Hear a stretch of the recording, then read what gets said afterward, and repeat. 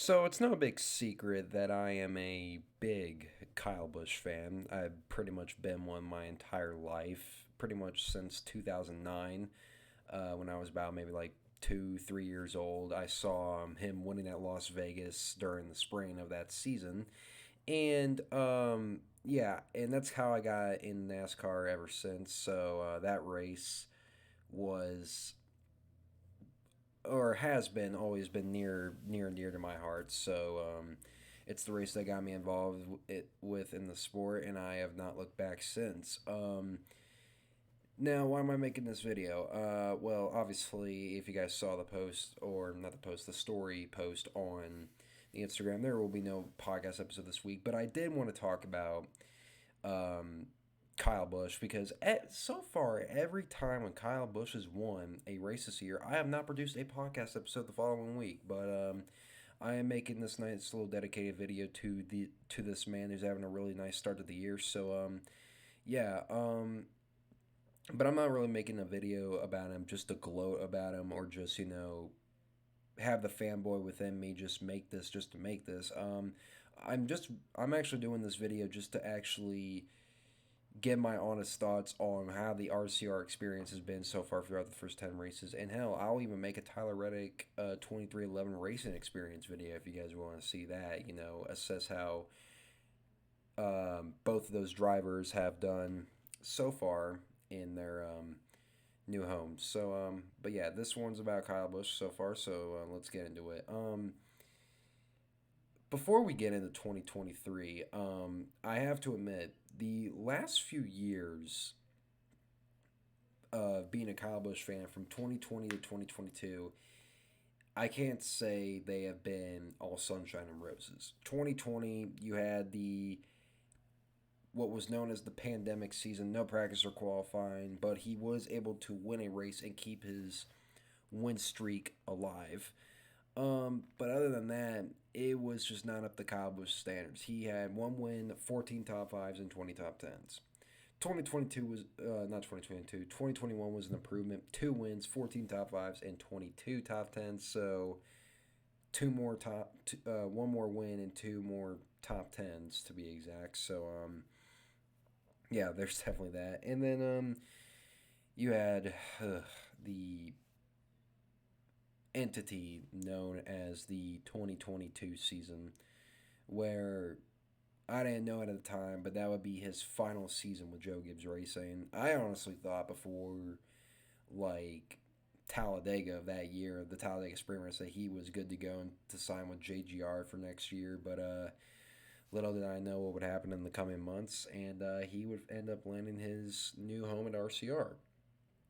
Now, going into this season, I had a lot of mixed feelings because even with the A car being really successful last year with Tyler Reddick, Tyler Reddick dominating the road courses and winning races. He won 3 races last year. Although that's the best leverage that ride could have for any other ride that he could have picked during the free agent frenzy, um, I question how good he was actually going to be because RCR, they are not what I would call a top dog anymore, like Joe Gibbs Racing or Hendrick Motorsports. They're more of a B tier team, but actually could perform solid. And going to the Daytona 500 this year, I definitely had a decent amount of good expectations, but I also had to keep them limited because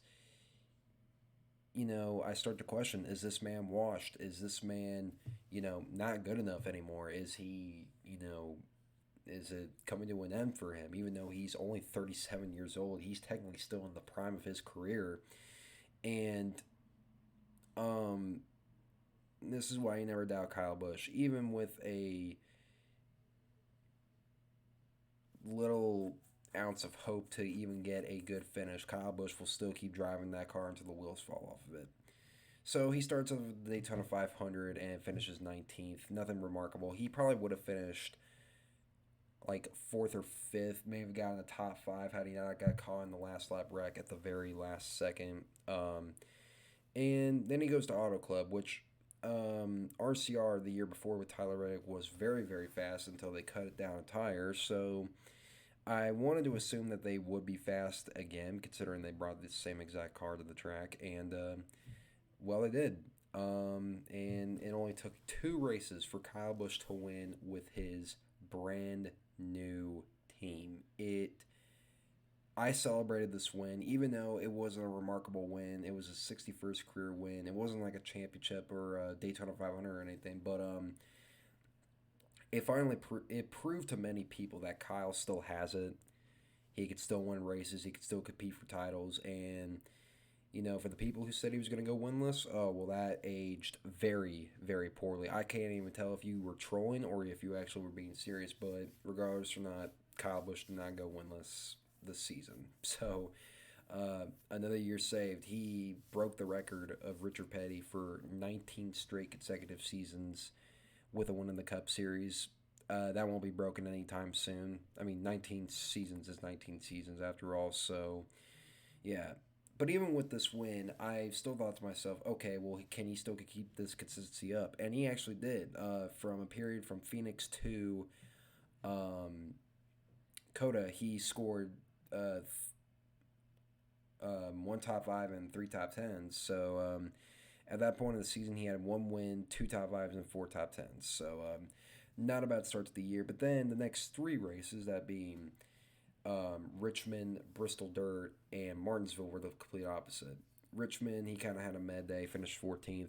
Bristol Dirt, he probably would have finished top five or at least top 10 had the car not go broke. So yeah, he finished 32nd. And then Martinsville, I don't even know what to call that race. He ended up finishing 21st. So obviously for RCR, short tracks are not their biggest attribute, I would say, so far. But and then we go to Talladega, which I attended that race. As you guys saw, I was there to see everything. Yes, I saw the Larson wreck. I saw the Priest wreck, Larson and Priest wreck. I do know that they are taking that car back into the R&D center. But anyways, back to the main part of the video. I didn't really go into this race expecting very much, considering, well, we all know what Kyle Busch's track record with super speedways are. They're not good. Majority of the time, you have to be very, very lucky in order to win those types of races.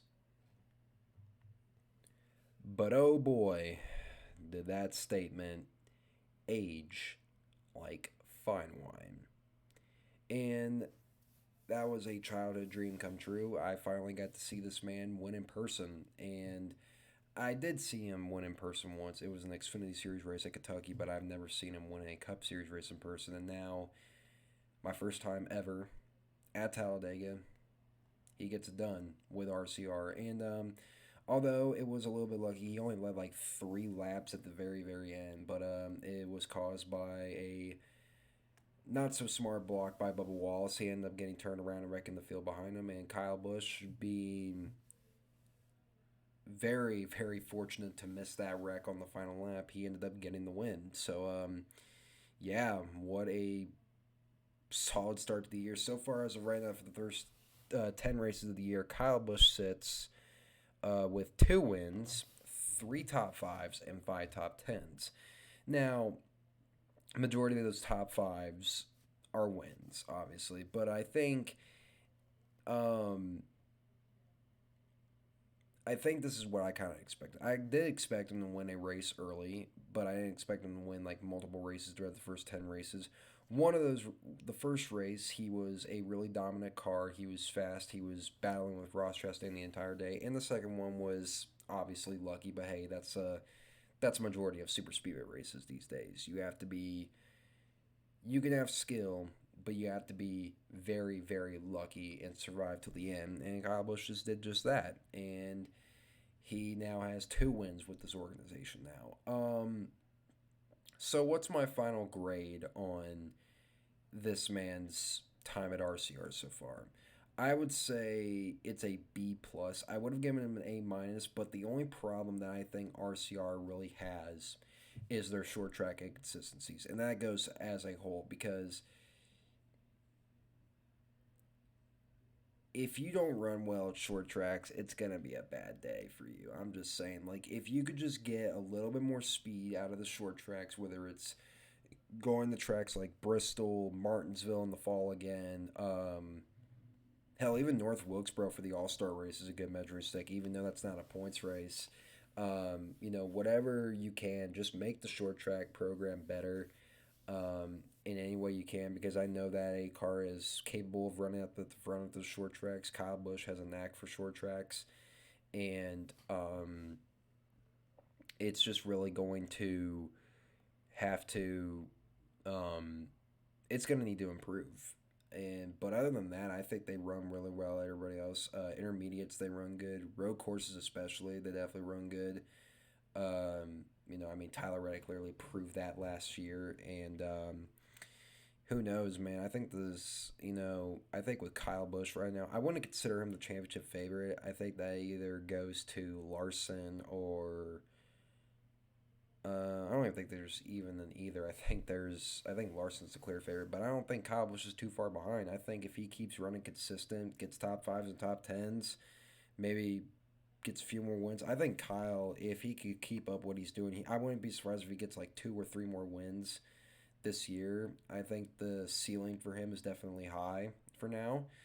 Um, but yeah, so far a very solid start to the season, and I'm a very happy Kyle Busch fan right now. I am completely happy with the start of the season right now, and um, if you told me before the season started that I would go to Talladega and I would witness him win his second race of the year, then I would have said you were bad shit insane. But it happened, and I guess this is the Kyle Busch fan within me taking over my soul and making this video just to do it, I guess. And but what a start to the season so far for him. If he keeps up the consistency, I think he'll definitely be a front runner at the end. But yeah, thank you guys so much for watching, and let me know what you guys think about Kyle Busch's 2023 season below so far. And um, that would be greatly appreciated. Make sure you guys like and subscribe for more, and I will see you guys next time.